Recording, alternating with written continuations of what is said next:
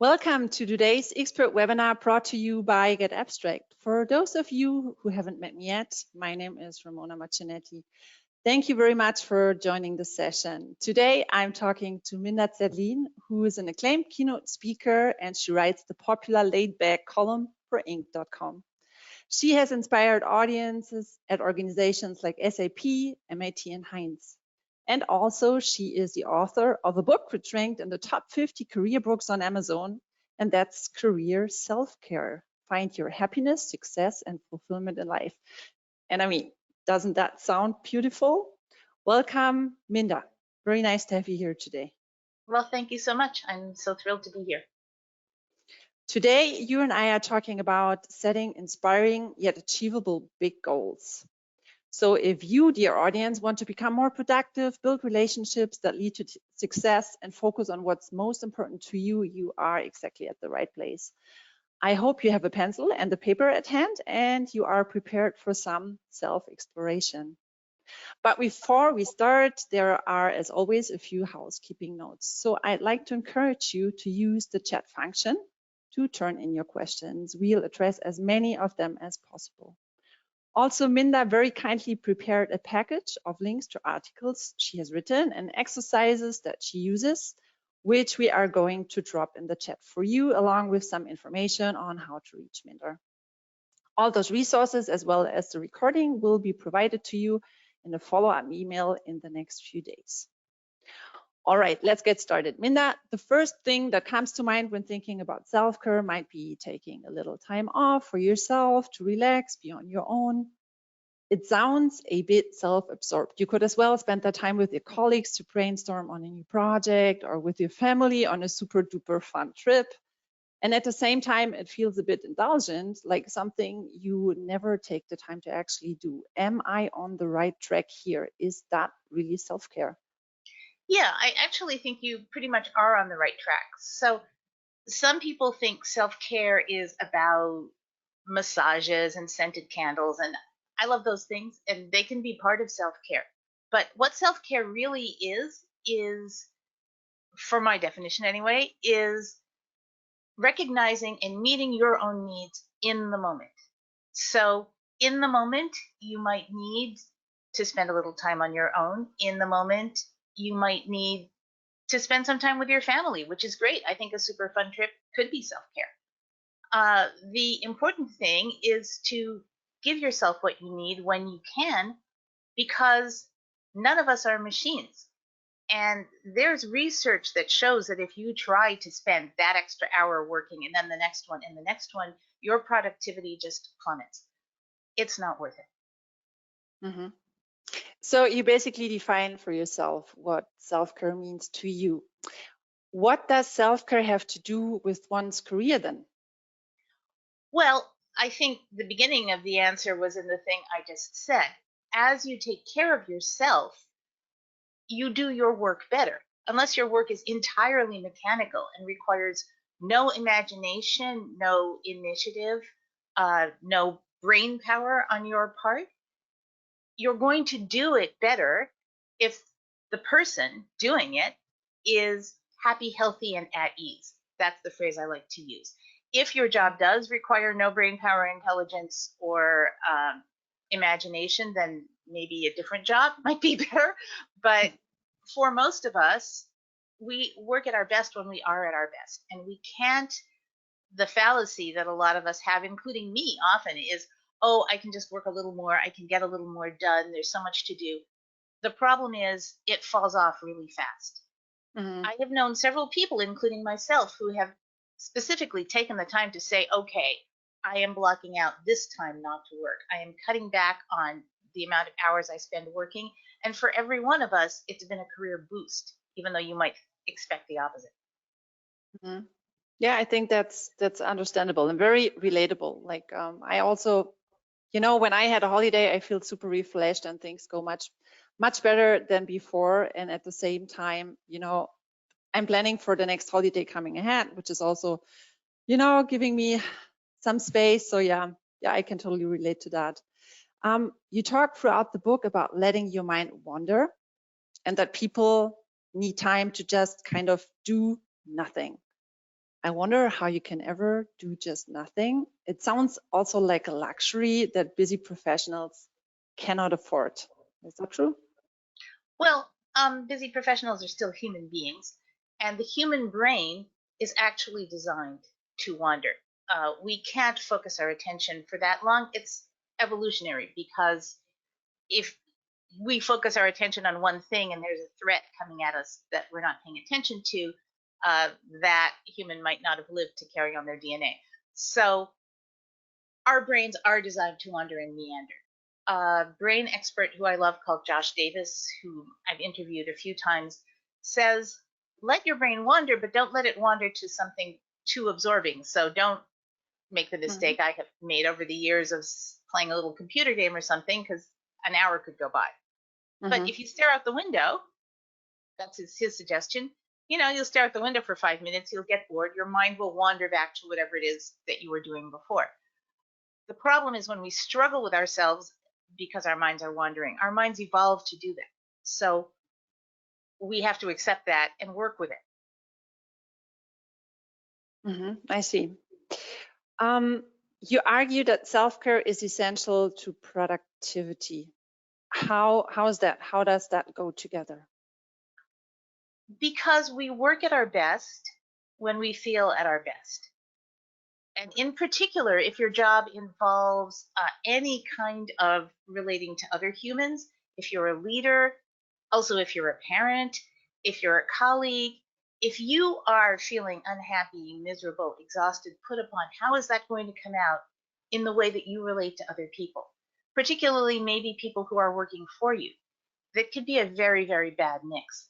When you're feeling good, and I find this, if you think about the times in your work life when you've really been most effective, I'm going to guess that most of them were times when you were feeling pretty good.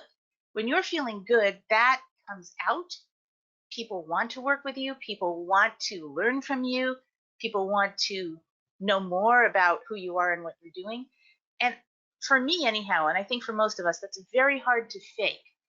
It comes from taking the time and the effort to take care of ourselves as much as we can, fulfill our needs in the moment when we can, so that we can fulfill the needs of our organizations and of other people in them better. If they say you can't pour from an empty pitcher, it's that same idea. Yeah, I get you. I'm looking at the chat at the same time. Many comments are coming in, and there is one person who says that, who seconds your thought that productivity increases if people take regular pauses. How does self-care contribute to success then? What's that correlation? So self-care, taking care of yourself, contributes to success because when we fail to take care of ourselves, we really can't be effective. So when we take care of ourselves, we allow our brains to work at optimum efficiency. One of the most important examples of that is getting enough sleep, something a lot of people fail to do. Arianna Huffington said, if you're waking up early to go to the gym, you might do more for your health by sleeping that extra hour. And that's absolutely true. Exercise is super important too. So the more we take care of ourselves and we, first of all, bring our physical selves into the best place we can, and our mental, emotional selves into the best place we can, the more we bring that to work. But also, and this is more subtle, the more we are telling ourselves that we value ourselves, that we value our own efforts, our own abilities to do things, that we think this person doing this job is important and deserving of good care. And when we believe that, we also, in subtle and unsubtle ways, sometimes communicate that. And other people start believing it too. So I know it's difficult, and there's always a struggle when you love your job, between giving more, doing more, and taking care of yourself.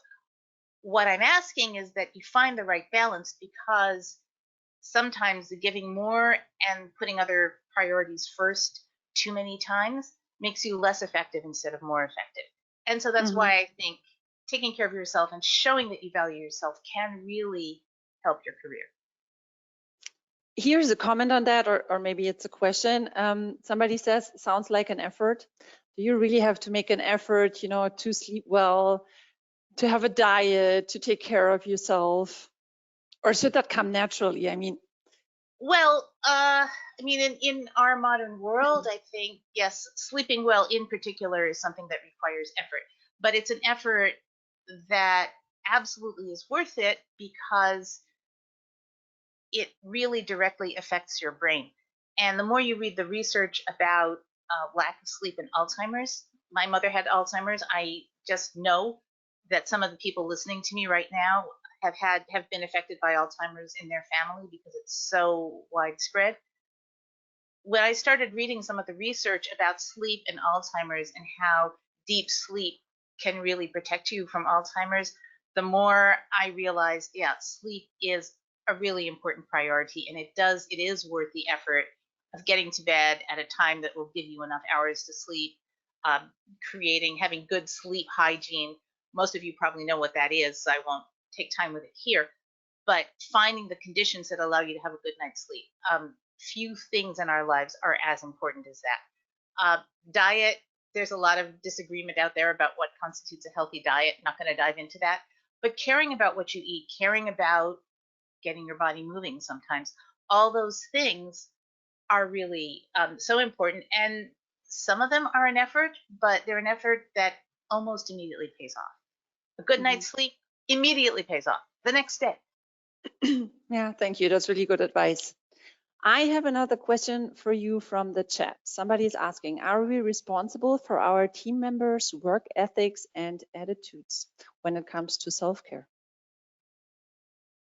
Well, a boss is a leader, right? So your team members, if they're reporting to you, or your team members, if they're working with you, you're not responsible, certainly not for anyone's attitude, and you're not responsible for anyone's behavior. But the truth is that the entire team will do better if the members of the team take this self-care into account. Now, does that mean when there's a big, huge deadline and it's all hands on deck to get something done occasionally, not every week, but occasionally? Yes, you might set some of these things aside in pursuit of a bigger goal. But the more you encourage people to take care of themselves, the better off you're going to be, the better off they're going to be, and the better off your organization is going to be. So you're not responsible for that, but you can make things better for everyone, including yourself, if you try to do what you can to support that. And that may mean reaching out to people, just listening what's going on in their lives, suggesting to them, to change things, to take some time off, to take something off their desks. Yes, well, to take something off their desks, to encourage people to let you know and to ask them what is working for you, what's not working for you, to try and find ways to help them, because people do need to often do this for themselves, to help them figure out what they can change to make things better. So I know you're not, but I think a lot of people listening are Americans. Americans have a particular problem with taking vacations.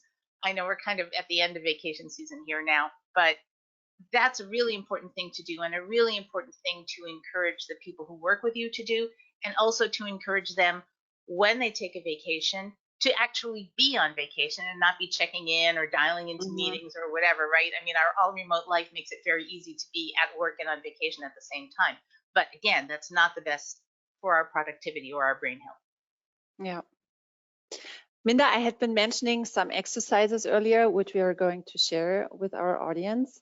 And you told me in order to bring your audience into the right frame of minds for your workshops, you start out with a quick meditation.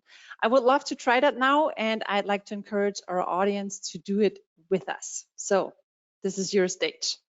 Great, thank you so much. So let me just say quickly that what we're about to do is part of a longer workshop called The Secret to Reaching Your Biggest Goals that I love to give at MIT and elsewhere. So this is just a quick taste of it because we don't have that much time.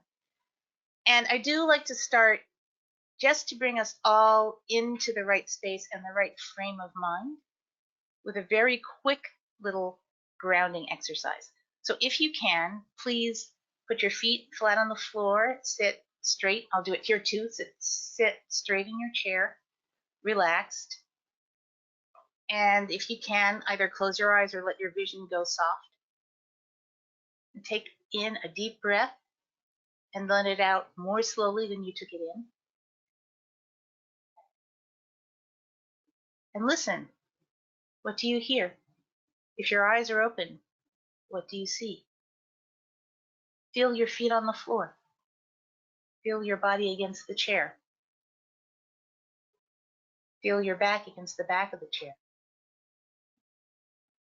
Feel your stomach, your neck, your face. Is your face tense? If it is, maybe scrunch it up a little tenser and then let it all go. And take one more deep breath. Let it out more slowly. And when you're done, open your eyes. And here we all are in our separate spaces and at the same time together in this space. That was very nice. Thank you. I feel ready for the first exercise. Can you please walk us through a practical exercise for setting inspiring yet achievable big goals? So take your paper and pencil or digital equivalent. It's fine to do this on that screen. And now imagine that it is New Year's Day 2029. That's just over 5 years from now. And in this version of the future, everything has gone as you hoped in your career and in your life. The initiatives you've started have succeeded. So tomorrow, when it's a work day, when you head back to work, if you head back to work, because maybe in your ideal future you're retired, if you head back to work, where are you working? Who are you working with? And I'm going to give you just about 1 minute to write down your vision of this future. All right.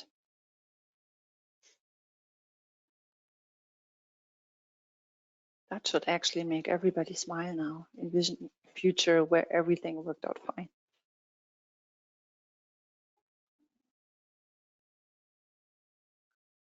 And now that doesn't mean, oh, you're dreaming of being on Mars, so in 5 years you're going to be on Mars, unless you have a particular plan to get to Mars. But things have gone as you hoped. The things you've tried have worked.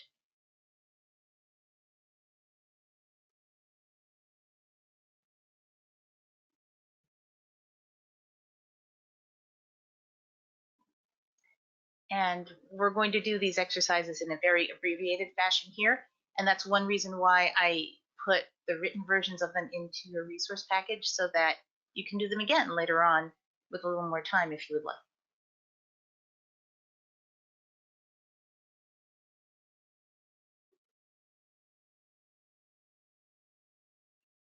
Okay, so if you're not quite finished, you can keep writing for a few seconds, but we're going to move on in the meantime.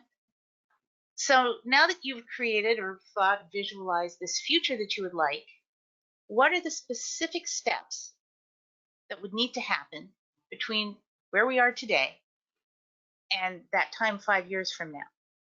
What jobs would you need to have in the meantime? What initiatives would you need to start? What moves would you have to make in order for you to get there? So as you start thinking about the answers to that question, roll back the clock and consider what might need to happen in 2024, next year, not that far away, that would set you on the path to be where you want to be on New Year's Day 2029. So start thinking about some of the things that might need to happen, and then roll it back even a little bit further and think about 2023. We have 3 months left in 2023, just about exactly a quarter of the year. So in those 3 months, as we start heading towards holiday time, between now and holiday time, are there maybe 3 things, 3 small steps you could take that would get you in the direction that you want to go. And I would love it if you would pick just one of those steps that you're ready and willing to do to get started on now, maybe next month, next week, even this week. And if you really want to make it happen, to make that first little step happen, I have 3 suggestions for you. First of all, make it something small and make it something that's in your control. So selling $1 million worth of business, for example, isn't exactly in your control, but making 100 sales calls, that is in your control. So pick something that's in your control. Block out time on your calendar when you're going to do whatever it is, and set a deadline date when you expect to have it done by. Now, will things happen? Will some of those deadlines get put off? Maybe. But if you give yourself a deadline, it gives you a chance to come back and check against your deadline and not have all the urgent little things that happen in our life distract you from the bigger goals you'd like to reach. Very nice. Thank you. It sounds very feasible. It's like reverse engineering and like packaging it into like little steps where, yeah, it's very, very applicable and feasible. And I mean, that was super fast, but on my list, there are actually things which I think are very achievable. So really good exercise. Thank you. Yes, and I encourage you, if you want to take the exercises, you'll have them in your package. Do them when you have a little more time, because this was very quick. Yeah. So we are working towards our goals. We are working towards achieving them, being successful. And that reminds me of the term that you are using in your book. You call it the dirty little secret about success. What is that dirty little secret? What should we know about? Well, it's great to talk about in the context of goals, because we set goals and we work towards them, long-term goals, short-term goals. And when we get there, we tend to set another goal and keep going. And that's how we go throughout our entire careers, often, if we're lucky. But what is success exactly? And that's a question. When I do the keynote about success, that is my first question. What does success mean to you? Because the problem with success is it's always right way over there. It's not where I am right now. I like to say that I used to think at Inc., success would be getting 100,000 page views a month. We pay a lot of attention to page views at Inc. It's the standard by which we measure ourselves. Then I got to 100,000 page views a month. Oh, but some people were getting 1 million page views a month. So then, okay, 1 million page views a month, that would be success. Well, I got to 1 million page views. But by that time, I knew that some people were getting 3 million page views a month. And you see how it goes. So whatever you are going to achieve, when it's far away, oh, that looks like the top of the mountain. That's success. When you get closer, it stops looking so beautiful and shiny, and success is actually way over there. So if we're going to spend our whole lives chasing success and not catching it, why don't we change our attitude?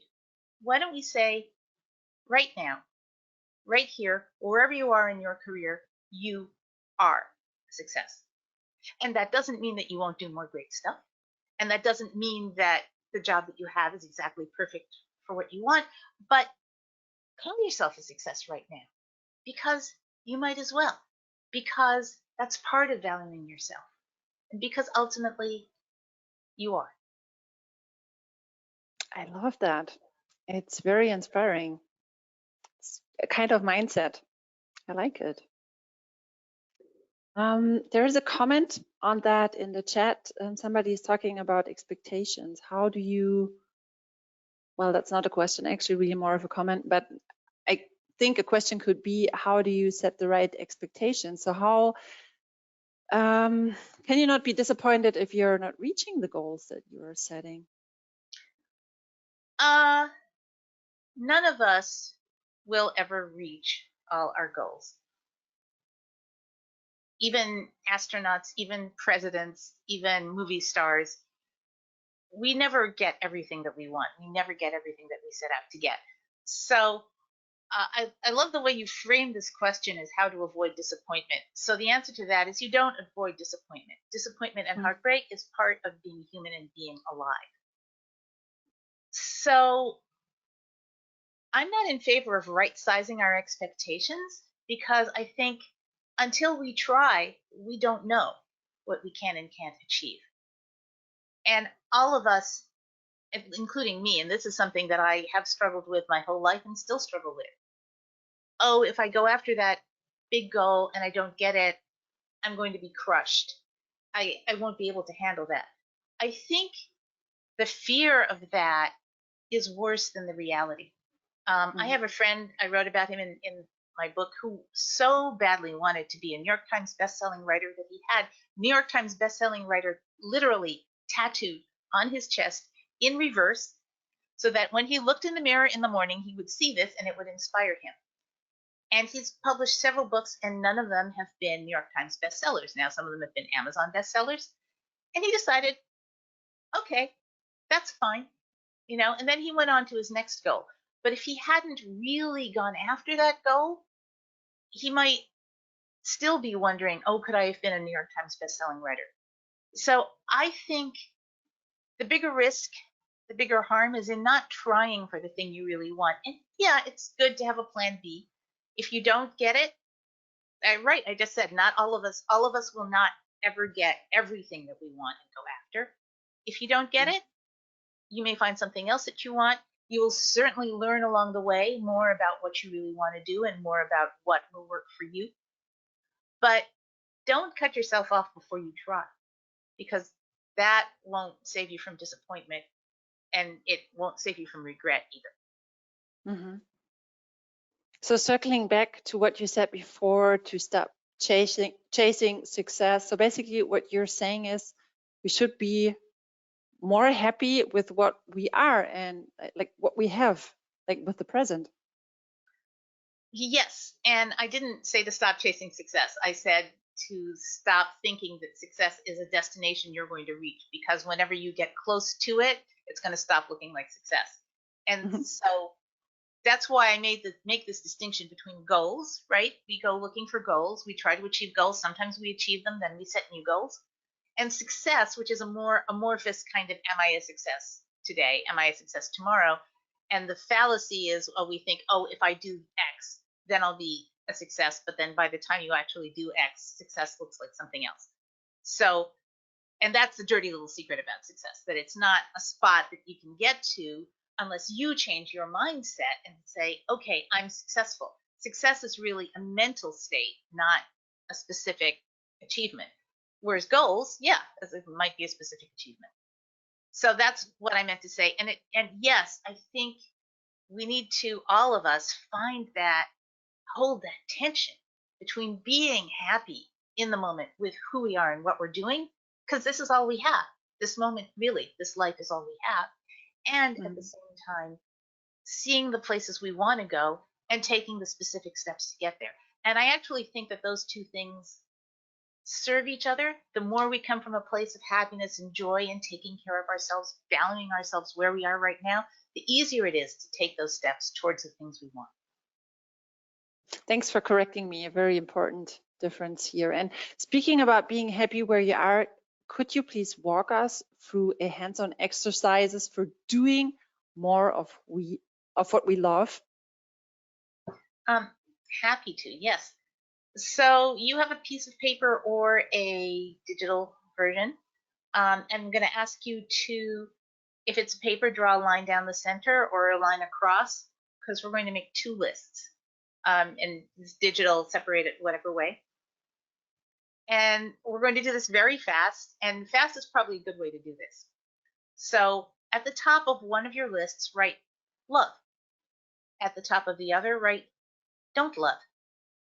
And now, real quickly, without too much meditation, think about all the things you do in the course of your job and write them in one of those two columns. And I am forcing you to choose something you like doing, want more of, something you don't like doing. So if you feel wishy-washy, put it in one column or the other. You can always move it later. And I'm going to give you, again, just maybe about 1 minute to do that.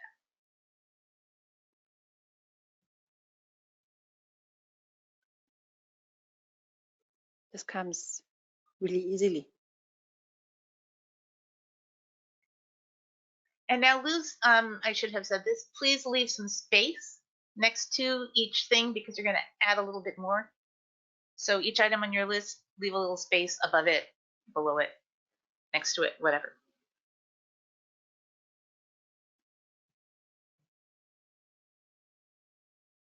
They didn't say think of a typical day because I think most of us don't have any such a thing as a typical day. At least most of my days are atypical.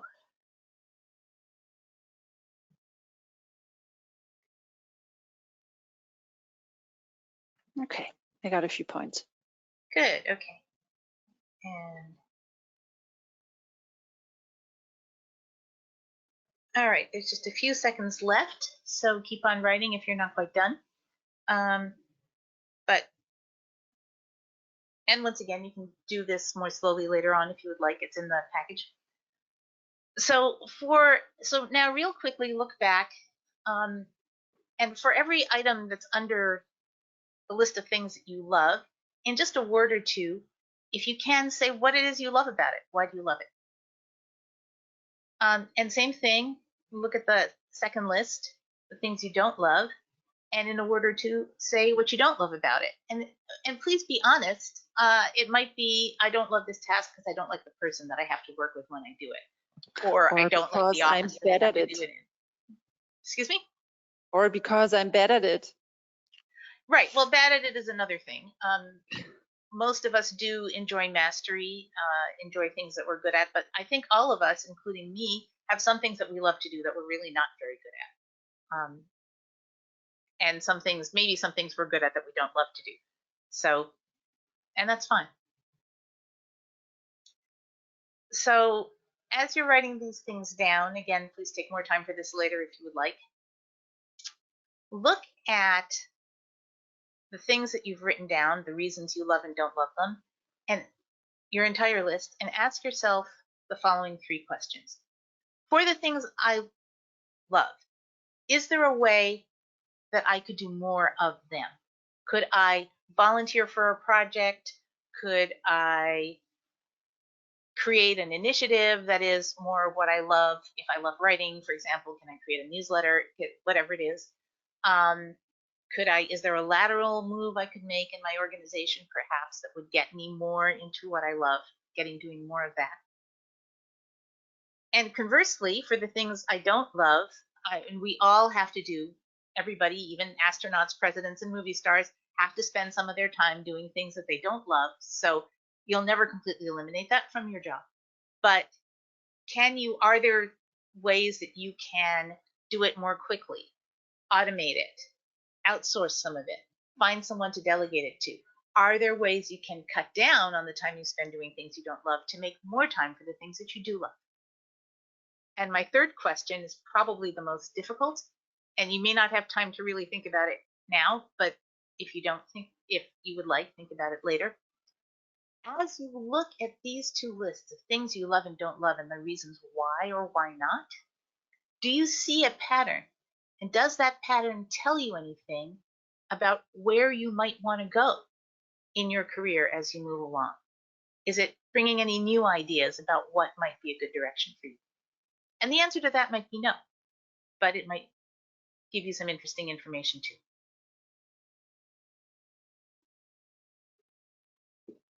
Very good, thank you.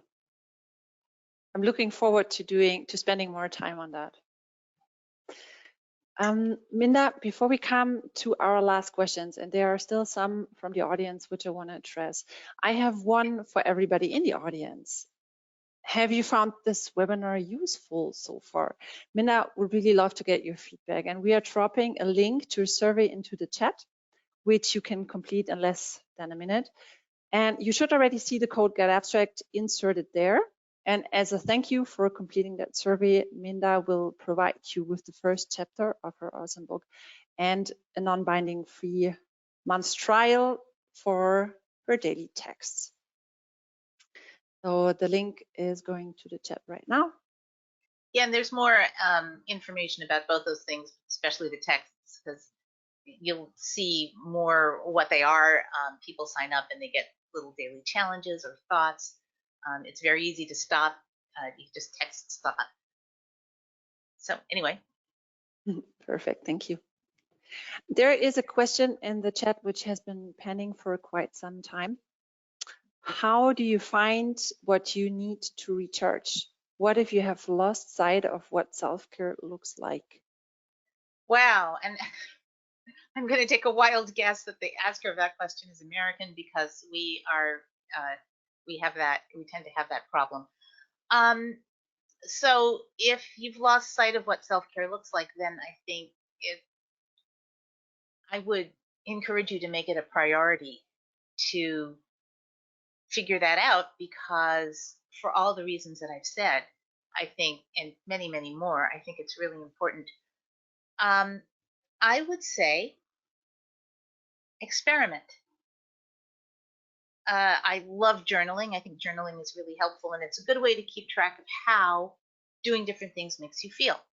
So try going on a hike, maybe.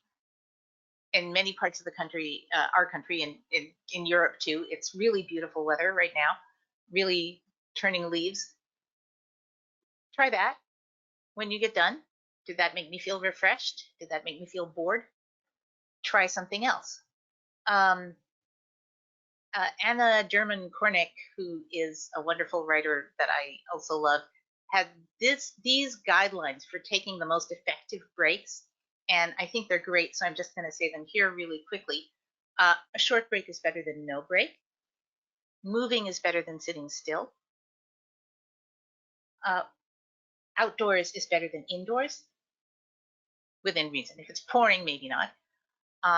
And with someone is better than alone.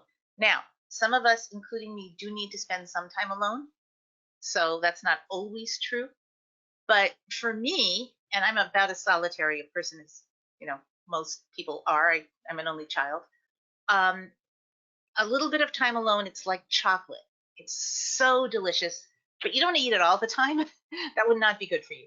So some time alone, but in general, with someone that you care about, that makes you really feel like you can say anything, like they really get you, is a great way to self-care.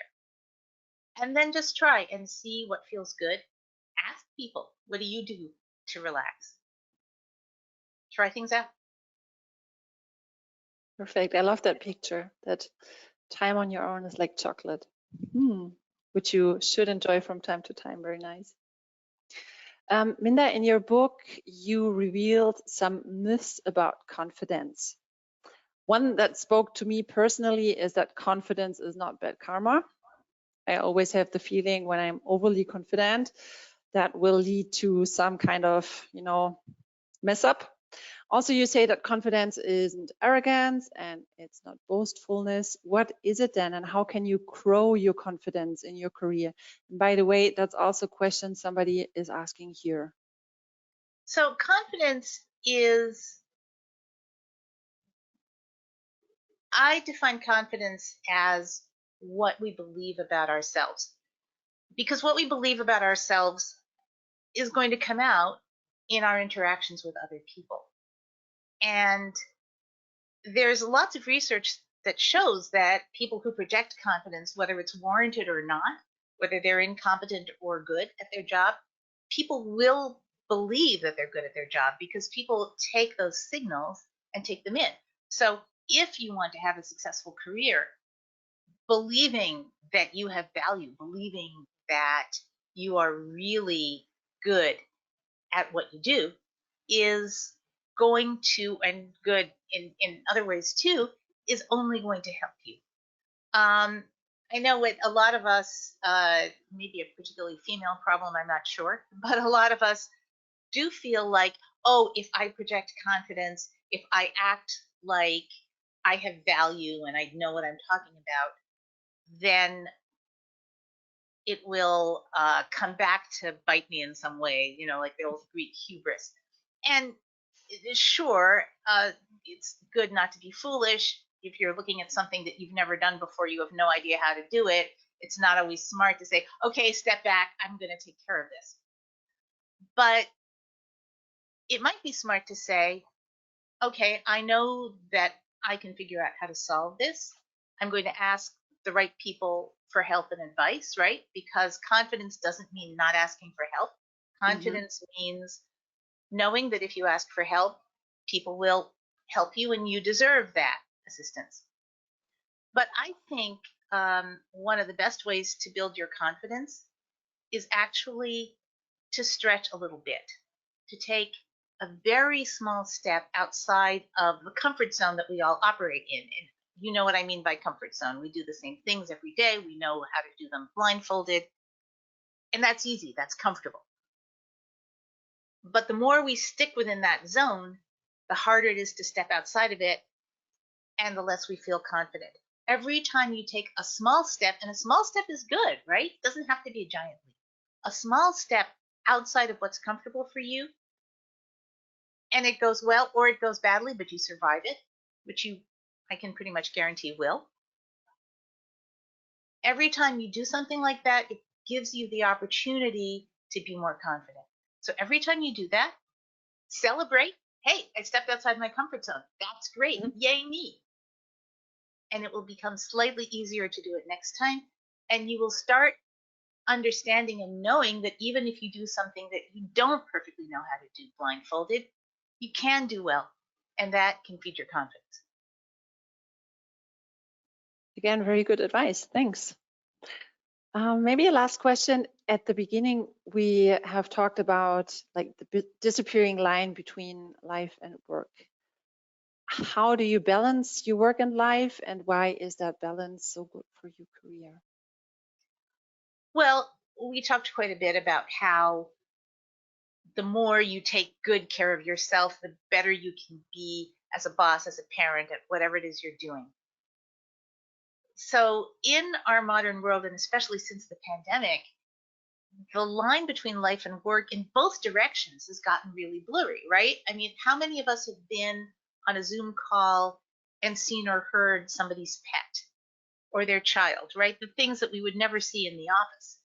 So we start to see each other as fuller human beings, but at the same time, our work lives have no boundaries, right? There could be any time of the day or night, you could be on a Zoom call, or you could be finishing something because email is 24 hours, at least in some places, I guess that's illegal. But for most of us, email is 24 hours. All this stuff is all the time.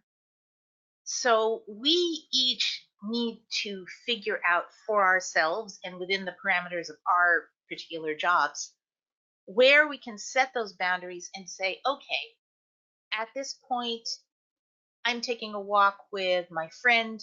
My phone is off or it's on silent or whatever. I'm not going to respond to requests for anything. At this point, I'm having dinner with my kids. I'm not interruptible.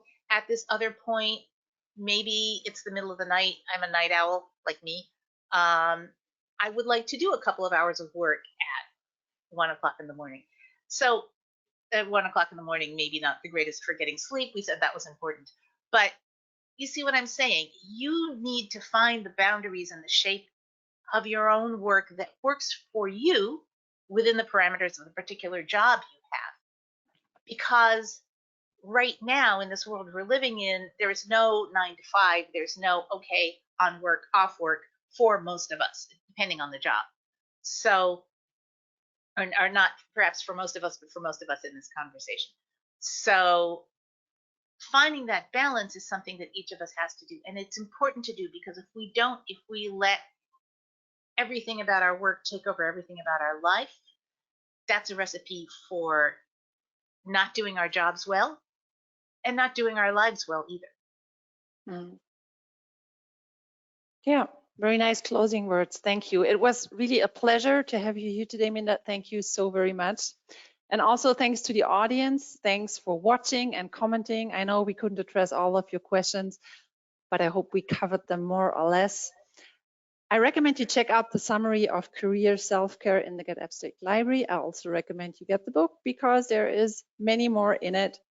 And for more relevant content on today's topic, please also check out the channels in the getAbstract library. There is career, there's work-life balance, and a lot of content in there. And as mentioned earlier, Minda kindly prepared that package of articles and the exercises, so watch out for your follow-up email which will contain all this information and the recording of this session.